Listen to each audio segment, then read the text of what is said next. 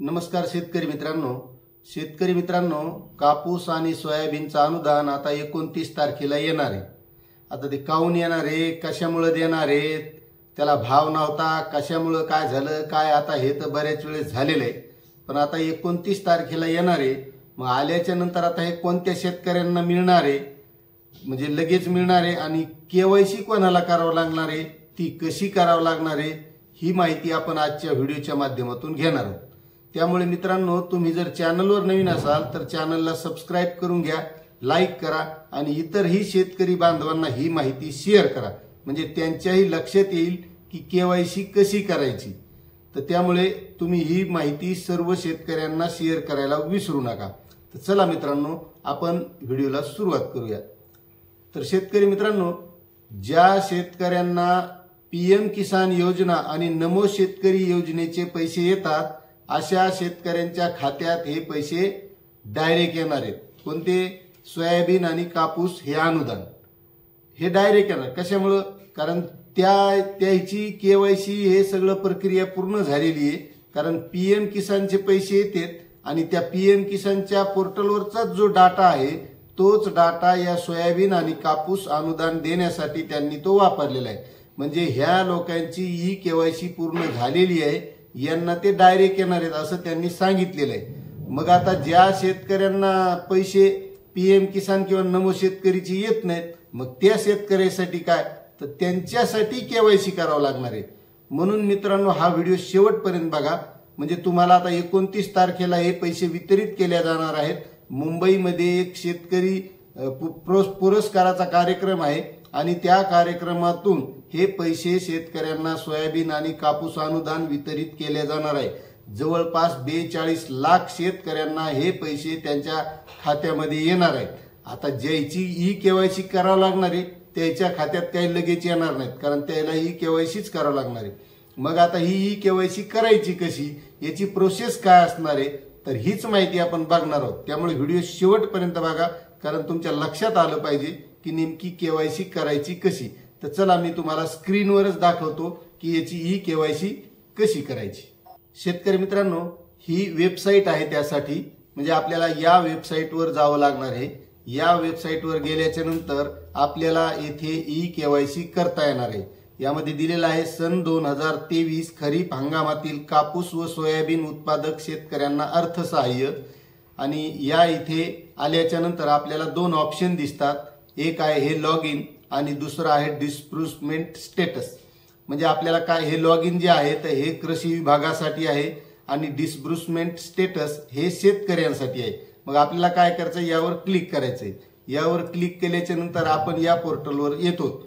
आता इथे आल्याच्या नंतर आपल्याला डिस्ब्रुसमेंट स्टेटस बघायचे, म्हणजे सुरुवातीलाच आपल्याला यामध्ये तो आधार नंबर टाकून इथं ही ई केवायसी करावं लागणार आहे।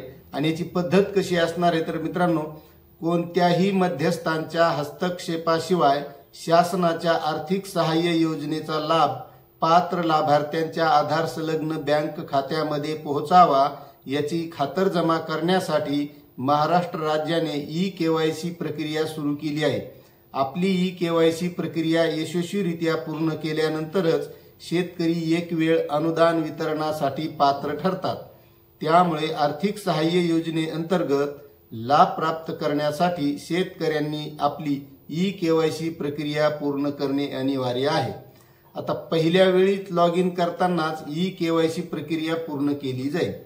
स्वतःची ई केवायसी प्रक्रिया पूर्ण करण्यासाठीचे टप्पे म्हणजे ही वेबसाईट, तर ही वेबसाईटची लिंक आपल्या डिस्क्रिप्शन मध्ये दिलेली आहे, त्यावर सुद्धा आपण जाऊन करू शकता। आता वितरणाची स्थिती पाहू शकतो आपण, त्यावर क्लिक करायचंय, म्हणजे डिस्ब्रुसमेंट स्टेटस यावर आपल्याला सुरुवातीला क्लिक करायचंय। मग हे पोर्टल ओपन होणार। त्यानंतर मित्रांनो, आपल्याला तिथे एंटर आधार नंबर या रकान्यात आधार नंबर टाकायचा आहे। कोणत्या, तर इथं आपल्याला आधार नंबर टाकायचा आहे। त्यानंतर हा कॅप्चा कोड इथे टाकायचा आहे आणि इथे ऑथेंटिकेशन टाईप ओटीपी आणि बायोमेट्रिक आहे। आता ज्यांच्याकडे बायोमेट्रिक नाही त्यांनी ओटीपी निवडायचंय आणि ज्यांच्या आधार कार्डला मोबाईल नंबरच लिंक नसेल तर त्यांना बायोमेट्रिक शिवाय पर्याय नाही, म्हणजे त्यांना बायोमेट्रिक क्लिक करून मग त्यांना त्यांचा अंगठा त्यावर ठेवावा लागणार आहे। अशी ही प्रोसेस आहे मित्रांनो। इथं आधार नंबर टाकला, कॅप्चा टाकला, गेट ओटीपी करायचं आणि त्यानंतर ज्यावेळेस आपण व्हेरीफाय होऊ त्यावेळेस आपल्याला असा मेसेज दिसणार आहे की इथे राईट येणार आहे की तुमची ई-केवायसी पूर्ण झाली आहे.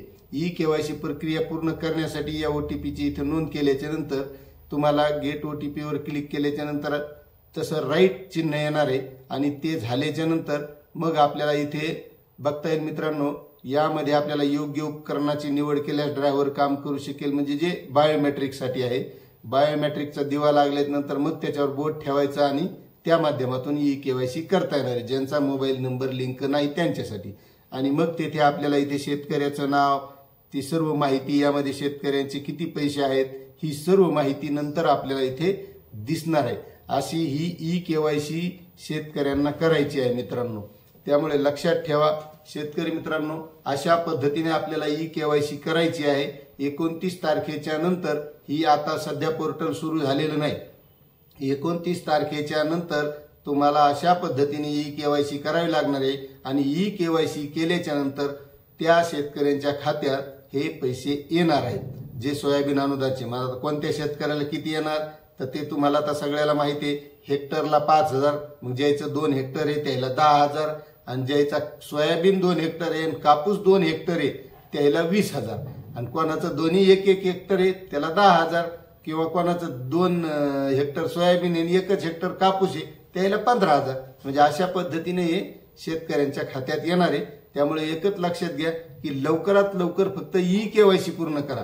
कारण बरेच शेतकरी एक करू म्हणतात, कुठं जाणार आहेत पैसे, करू म्हणतात, आणि मग एखाद्या वेळेस त्या वेबसाईटला प्रॉब्लेम येतात. अशा वेळेस प्रॉब्लेम येऊ नये आणि जे काय अनुदान आहे ते आपल्याला लवकरात लवकर मिळावं, म्हणून लवकरात लवकर शेतकऱ्यांनी ही ई-केवायसी पूर्ण करून घ्यायची. आणि यासाठी जी वेबसाईट आहे ती वेबसाईट आपल्या डिस्क्रिप्शन मध्ये लिंक दिलेली आहे, त्या लिंकवर जायचं, त्यावर क्लिक करायचं, आणि त्यामध्ये हे जे माहिती पत्रक मी आता तुम्हाला दाखवलंय हे माहिती पत्रक सुद्धा आहे, ते सुद्धा पुन्हा एकदा वाचून तुम्ही अशा प्रकारे ई-केवायसी करू शकता. तर अशी ही माहिती होती ई-केवायसी बाबत. आपल्याला माहिती कशी वाटली नक्कीच कमेंट करून कळवा. आणि आपल्या चॅनलवर नवीन असाल तर सबस्क्राईब करा.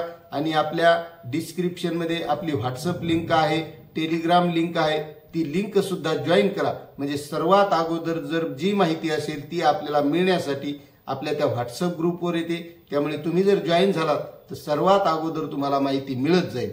अशी ही माहिती होती. आपल्याला माहिती कशी वाटली नक्कीच कमेंट करा.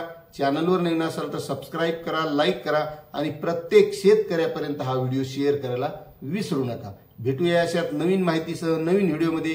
तोपर्यंत जय हिंद, जय महाराष्ट्र, जय किसान.